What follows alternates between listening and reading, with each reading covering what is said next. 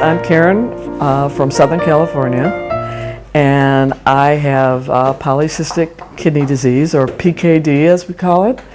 I've known about this for about the last 12 years, and only in the last 6 months did I find out that I was almost stage 5 kidney failure. So this caused me to start researching what was available for polycystic kidneys and what kind of treatment was available. And what I found out was there really, in the United States, there is no real treatment for it. You just wait until your certain blood levels get really bad, and then they finally, and you get a transplant or you go on dialysis. So, and there was no other treatment available from anywhere else. So I spent a lot of time researching that, and I finally emailed the hospital and started a dialogue with one of the marketing representatives. And I received a lot of information, but not a lot of real detailed information, but a lot of information, an estimate of what it was going to cost, what the treatment entailed, and also looking at the website. And I finally decided, I talked to family and friends, and finally decided that I really didn't have anything to lose. I didn't really feel that bad, but my numbers were very bad, and I wanted, some kind of an alternative to having dialysis or a transplant. So that's when I finally reached the decision that, okay, I'm going to go to China. The treatment lasts a month. They estimate that it will last a month. So that's how I came to this hospital.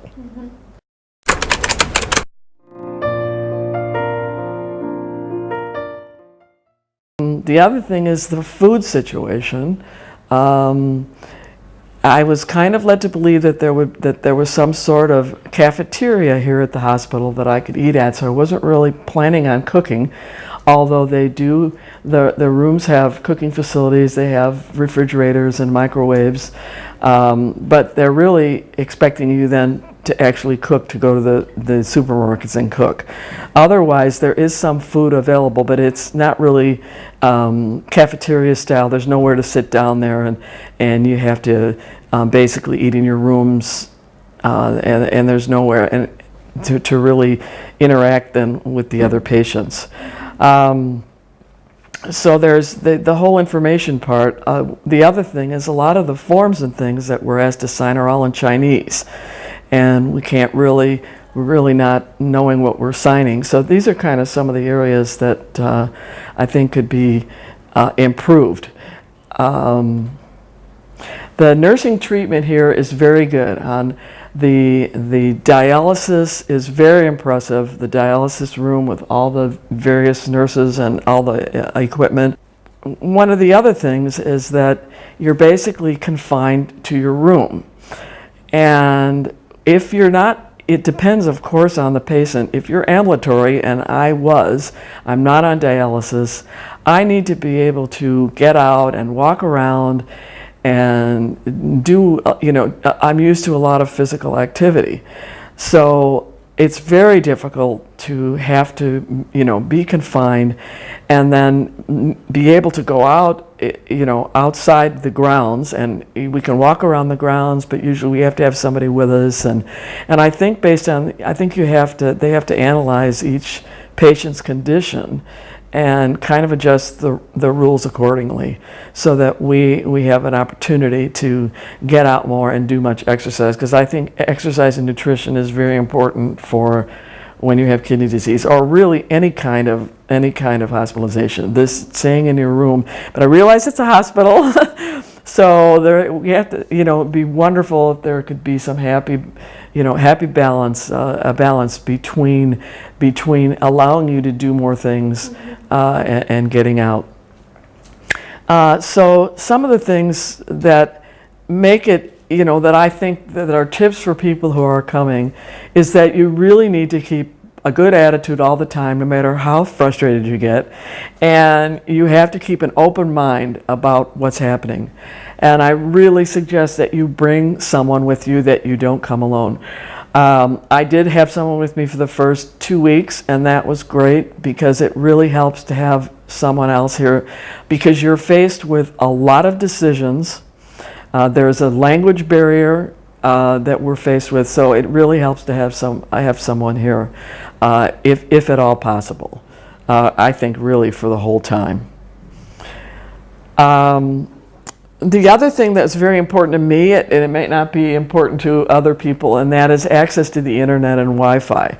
I would suggest to anyone to bring a computer, an iPad, something, because you need to be able to keep busy. Books, games, whatever you need, movies, whatever you need, because the TV is very limited.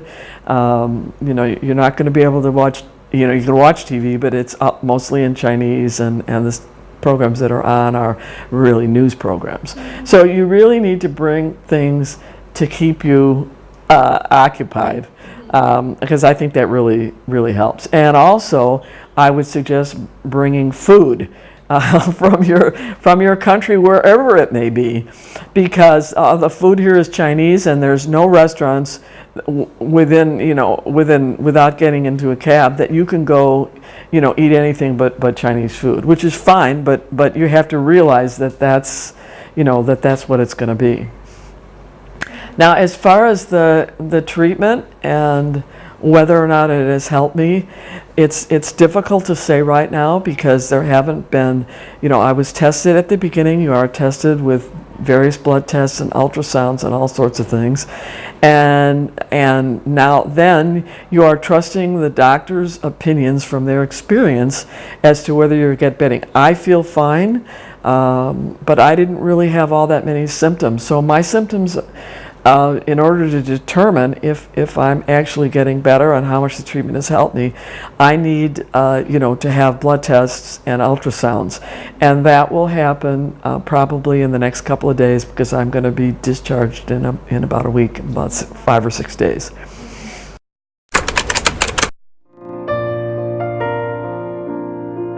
Well, you get to know more people, and that's the other thing. Interacting with the other patients.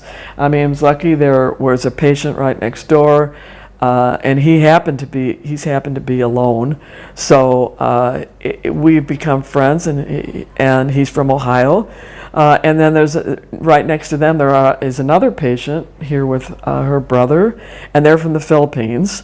So we're all right next door, but we've met a lot of people here from I've met a lot of people from a lot of countries, and it's very good to have interactions with other patients, because you can share your experiences here, and talk about what's going on. I think that's very important. Communication is a major item that I think that they should work on. And giving the patients more freedom to be able to talk to each other. I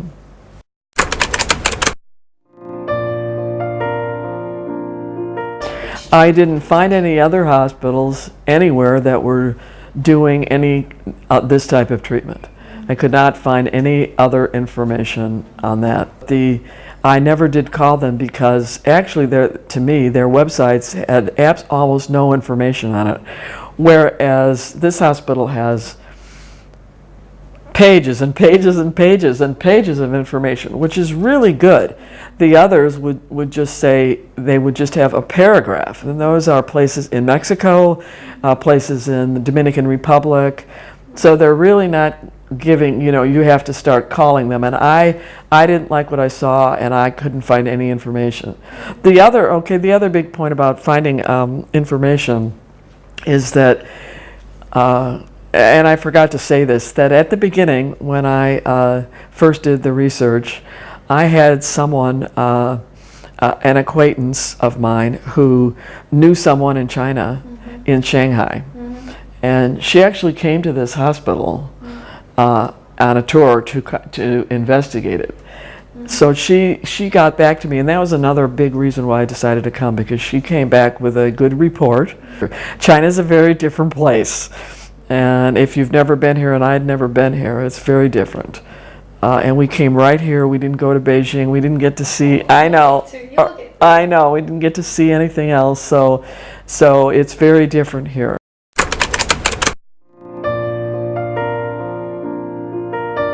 Okay, no, yeah, the treatment, as I said, was very good. The osmotherapy is done in your room, and it is 3 times a day, but you get used to, it's you have one in the morning, one in the middle of the afternoon, one in the early evening, and so you kind of get used to the schedule.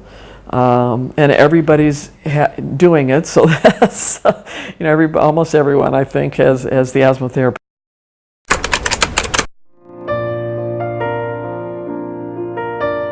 Would I call it a nice experience? Well, it's been a very challenging experience, and you really have to, keep thinking about the fact that no one else is doing this, and we have no alternative. Those, especially if you have PKD. I mean, they are. We always usually everyone feels fine for a long time. It depends on what age you are and when it really kicks in, and then you realize that you have no options but a transplant. So it's been a good experience. There's a big learning curve and lots of frustration, but like I say, you just have to keep going, keep a good attitude, and remember why you're here.